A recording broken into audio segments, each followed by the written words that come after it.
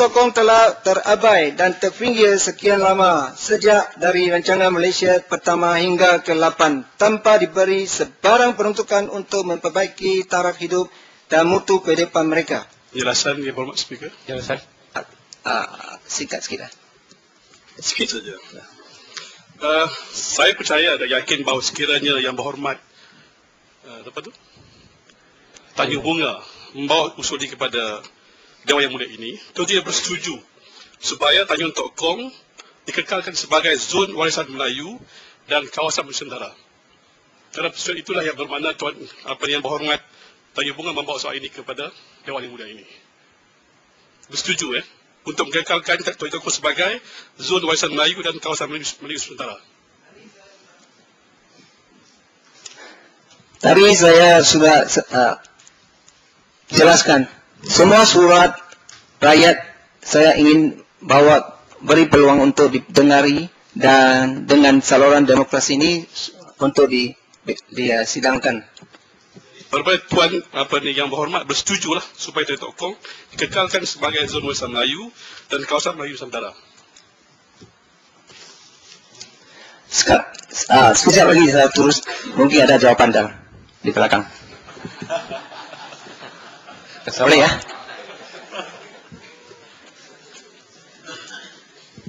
Jadi perjuangan persatuan, perjuangan persatuan penduduk Kampung Tanjung Tokong ialah memberi rumah kepada golongan yang amat memerlukan rumah, yaitu penyewa dan kelamin. Kekalkan hak milik rumah dan tanah kepada pemastautin dan penghuni asal.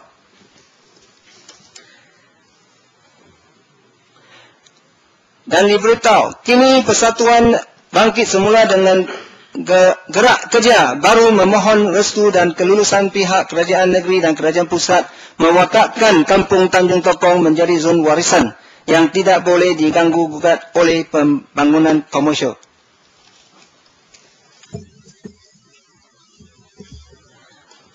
Jadi persatuan penduduk Kampung Tanjung Tokong dengan penuh takzim memohon restu dan ihsan Yang Amat Berhormat Perdana Menteri Datuk Seri Abdullah Ahmad Badawi memperuntukkan dana khas RM200 juta dalam rancangan Malaysia ke-9 untuk pembangunan semula kampung ini dan kawasan sekitarnya.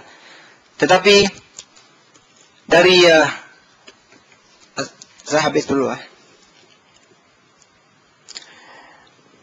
Amanat pemimpin yang dicatatkan dalam memorandum ini justru untuk menjadi teras mereka yang lemah harus dibantu dan diperkuatkan sebagai suatu amanah dan tanggungjawab sosial. Sebagaimana yang tadi ditegaskan oleh Ketua Pembangkang. Tanggungjawab sosial.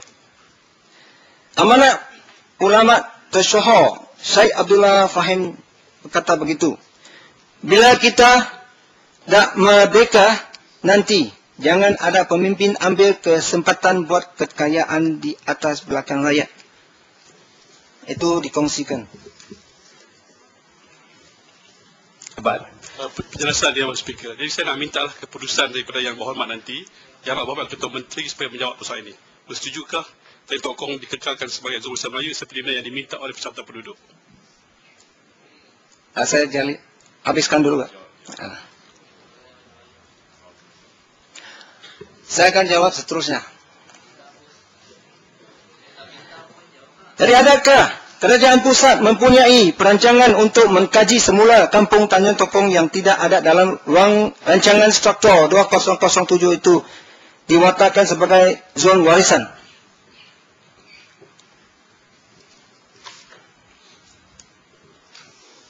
Itu jawaban yang sebaliknya. Sekali lagi, Yang Berhormat. Sekali lagi. Okey. Adakah kerajaan pusat mempunyai perancangan untuk mengkaji semula Kampung Tanjung Tokong yang tidak ada dalam rancangan struktur 200 itu diwakafkan sebagai zon warisan? Yang Berhormat Tuan Bunga, jika saya akan menyokong usul ini, tetapi harus diutarakan kepada pihak kerajaan persekutuan. Walau bagaimanapun saya minta kepastian daripada Yang Ketua Menteri sendiri tentang apa yang disampaikan oleh persatuan itu dulu. Terima kasih. Terima kasih. Seterusnya, Tuan Speaker. Memang dengan adanya Georgetown dinobatkan sebagai bandaraya warisan dunia UNESCO, kalau tuntutan Kampung Tanjung Tokong sebagai zon warisan diluluskan, maka petunjuk bandar dari sektor pelancongan dan warisan akan menambahkan kredit kepada negeri Pulau Pinang sebagai sebuah negeri mampan. Clear dan steady.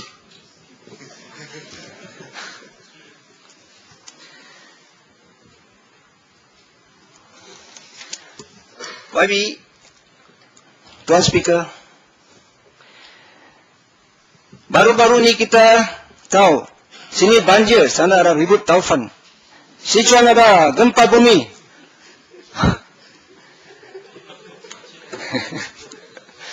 Hari ini dan semalam juga ada udara panas. Kemarau. Di sesuatu tempat juga kekurangan makanan dan lain-lain lagi. Adalah malapetaka yang sering berlaku di merata-rata tempat di dunia ini setiap hari diakibatkan yang dimaksudkan global warming. Mungkin kepanasan sedunia. Dengan izin. Global warming dengan izin adalah satu fenomena kenaikan suhu di sedunia dalam beberapa dekad kebelakangan ini. Saya fikir semua orang faham. Kita boleh memilih duduk dalam bilik hawa dingin sini dan tidak mengendalikannya. Atau bertindak bersama-sama sekarang juga untuk mengubahkan keadaan ini sebelum kita ditimpa bencana. Ini terpulang kepada kita sekalian. Walau bagaimanapun, sekalian diminta ambil berat untuk membuat perubahan cuaca sebelum kita diubahkan alam sekitar. Banyak perkara yang kita boleh menjalankan untuk mengubah cuaca yang kian hari kian panas ini. Kita faham karbon dioksida dituduhkan salah satu gas yang menyebabkan global warming dengan izin. Memang selain daripada karbon dioksida, methane gas boleh mengeluarkan kepanasan 21 kali ganda daripada CO2. Tuan Speaker yang berhormat,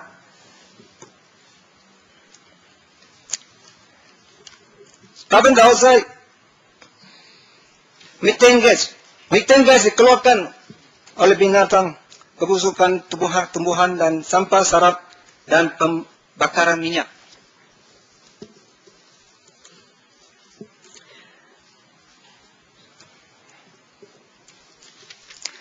Satu lagi, kenaikan suhu sedunia akan mengakibatkan perubahan persekitaran termasuk kenaikan air muka laut, mengacau seimbangan cuaca dan mengubahkan kecorakan hujan. Sedang berlaku di negara kita, misalnya 2-3 hari dahulu ada banjir di Tanjung Tokong. Yang dijangkakan negara kita akan menghadapi kenaikan suhu yang lebih tinggi juga membawa kepanasan menjulang 2025. Kita akan kekurangan makanan, kenaikan harga barangan seperti sayur-sayuran, beras, makanan lauk, buah-buahan dan daging, diakibatkan kemarau yang berpanjangan dan banjir berturut-turutan. Maka untuk mengurangkan kepanasan sedunia, global warming dengan izin, diberitahu dan telah oleh Dr. Ross telah memperkenalkan garbage enzymes, enzim sisa pepejar, supaya menghasilkan lebih banyak ozon, O3, ke udara untuk mengurangkan CO2 di udara.